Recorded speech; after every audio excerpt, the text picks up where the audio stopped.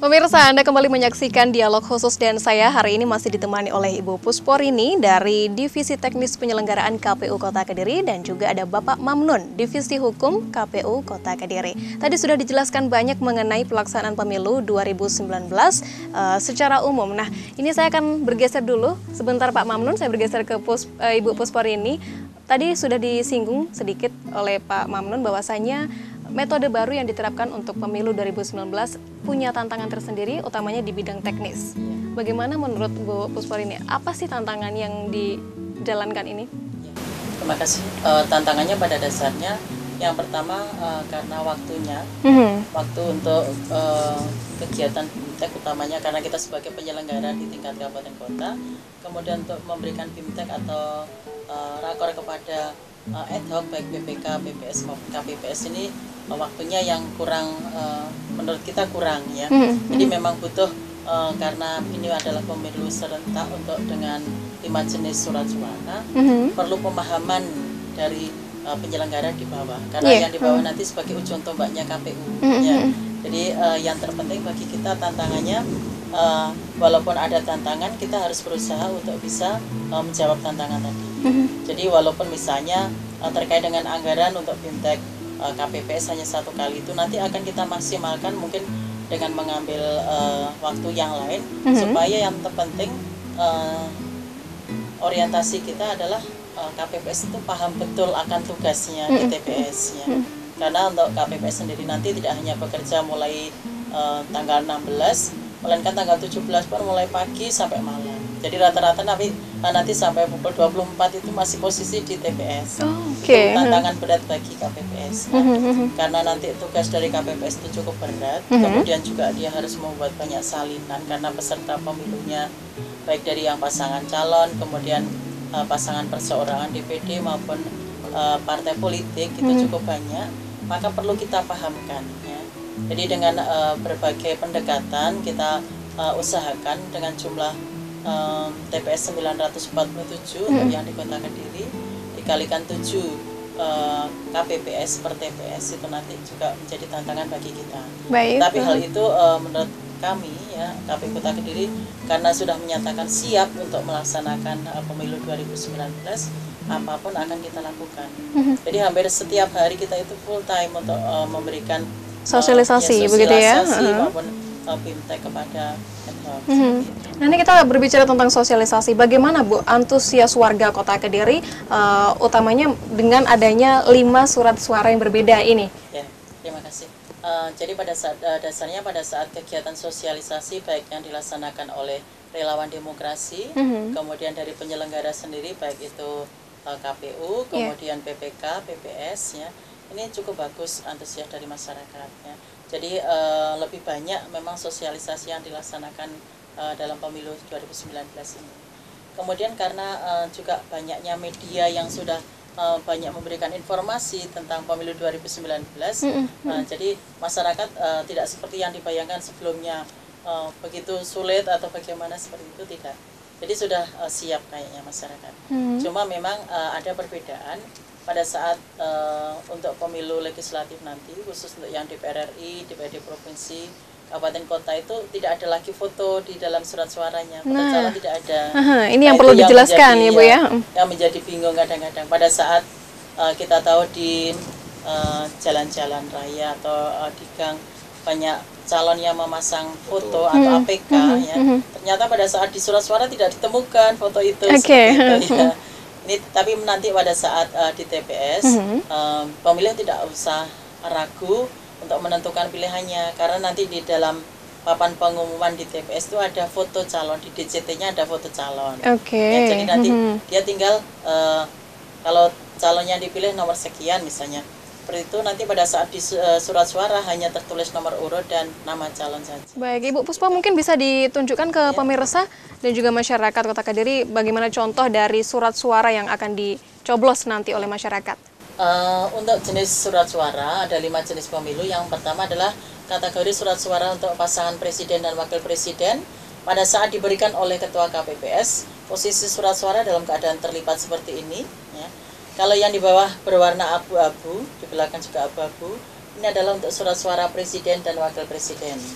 Kemudian untuk calonnya ada pasangan calon 01 dan 02. Di dalam setiap kolom milik pasangan calon, ya, ada nomor urut calon, kemudian ada foto calon, kemudian ada nama calon, ya, kemudian juga ada partai pengusul. Ya. Baik. Jadi kalau pemilih menggunakan hak pilihnya nanti, selama dengan cara mencoblos, ya, jadi selama masih di dalam satu kolom milik pasangan calon, ya, ini tetap dinyatakan sah.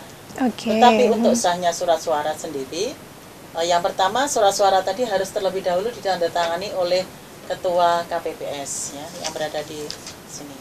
Harus ditandatangani terlebih dahulu. Nah, kemudian pemilih pada saat melakukan pencoblosan di sini, ya, juga harus menggunakan alat coblos yang sudah disediakan di TPS. Tidak boleh menggunakan rokok atau alat yang lain. Juga tidak boleh diberikan catatan atau tulisan atau oret-oretan, tidak boleh. Baik. Menjadikan surat suara ini nanti tidak sah. Ya. Untuk surat suara presiden. Untuk selanjutnya, Ibu. Ya. Kemudian berikutnya surat suara DPR RI berwarna kuning pada saat diterima dari ketua KPPS. Dilihat langsung warnanya apa, kuning. Kemudian sekalian dicek sudah ditandatangani oleh ketua KPPS atau belum. Ya. Kemudian untuk DPR RI ada 6 untuk Kota Kediri dapil 6, daerah pemilihan 6, ya. Ada 16 partai politik peserta pemilu. Nah, kalau kita melihat jenis surat suaranya nanti pada saat di TPS, nah sebesar ini. Waduh, besar sekali. Ya, besar sekali. Nanti pada saat diterima oleh pemilih, ya, dia bisa mencoblos di partai politik boleh, ya. Jadi di masing-masing kolom ini ada nomor urut partai, kemudian gambar partai, nama partai, di bawahnya ada nomor calon, nomor urut calon, dan nama calon. Baik. Ya. Ada 16 partai. Jadi bisa mencoblos di ruang atau space-nya partai politik, bisa juga di nama calon. Di nama, ya. Jadi tidak harus mencoblos satu kali. Iya. Tetapi kalau misalnya dia mencoblosnya di pas ini, hanya namanya partai, saja, space-nya partai, dia berarti nanti suaranya diberikan partai. Baik. Tapi kalau dia mencoblosnya di space-nya partai dan nama calon, berarti nanti akan diberikan di nama calon. Yang menjadi suara calon. Baik. Tapi berbeda pada saat pemilih itu mencoblos lebih dari satu kali, tetapi dengan di lebih dari satu nama calon. Ini menjadi tidak sah. Baik, ya. jadi coblos di Akhirnya nama sama di partai, ya, Bu? Akhirnya diberikan ke partai. Baik. Karena ada 2 calon yang dipilih, ya akhirnya suaranya diberikan ke partai. Ya. Jadi ada 16 partai politik. Kemudian yang berikutnya ada surat suara DPD, ya. Ini adalah calonnya perseorangan, ya, berwarna merah. Nanti pada saat menerima langsung dicek apakah sudah ada tanda tangannya atau belum. Ya. Kemudian untuk DPD Jawa Timur ada 28 calon, ya. Jadi kalau untuk DPD, ya, kita ada di nomor urut mulai 21 sampai dengan 48, ya. Di masing-masing kolom ada nomor urut, kemudian gambar calon dan nama calon. Cara mencoblosnya sama, bisa di nomor urutnya atau di foto calonnya atau di nama calon. Mencoblosnya cukup satu kali, di satu kolom, ya. Tidak boleh lebih dari itu, menjadi tidak sah nanti. Baik. Surat suara DPD. Untuk Kemudian berikutnya? untuk DPR, ya, Dewan Perwakilan Daerah. Iya. Yang berikutnya surat suara DPRD provinsi berwarna biru, ya, ini biru. Ya. Kemudian dicek juga apakah sudah ditandatangani pada saat diterima oleh pemilih. Kemudian untuk peserta DPRD provinsi juga ada 16 partai politik sama. Mulai partai politik nomor 1 sampai dengan 14, kemudian partai politik nomor 19 dan 20. Ya. Jumlahnya 16 partai. Ya. Cara mencoblosnya sama. Ya. Nah, berikutnya, untuk yang surat suara DPRD provinsi untuk Kota Kediri adalah Dapil 8. Dapil 8 bersamaan dengan Kabupaten Kediri. Yang kalau untuk surat suara DPR tadi adalah Dapil 6 meliputi wilayah Kediri Kota, Kabupaten, Blitar Kota, Kabupaten, dan Tulungagung. Sedangkan untuk surat suara DPRD Kabupaten Kota berwarna hijau. Untuk masing-masing dapil nanti, untuk di Kota Kediri ada 3 dapil. Yang pertama adalah dapil 1 Kecamatan Kota, dapil 2 Kecamatan Pesantren, dapil 3 Kecamatan Mojoroto. Jadi nanti untuk surat suara yang diterima oleh pemilih di masing-masing kecamatan untuk DPRD Kabupaten Kota berbeda, sesuai dengan dapilnya. Jadi ada 16 partai politik yang ada di Kota Kediri juga, pesertanya sama. Baik. Terus jenis surat suaranya. Sudah cukup ya? Iya betul, ada 5 jenis surat suara. Baik, terima kasih Bu Pusporini dan juga Pak Mamnun atas penjelasannya mengenai surat suara untuk pemilu 2019. Tapi tenang dulu untuk pemirsa di rumah karena kita masih akan kembali dengan informasi yang lebih jelas mengenai pelaksanaan pemilu 2019. Tetap bersama kami.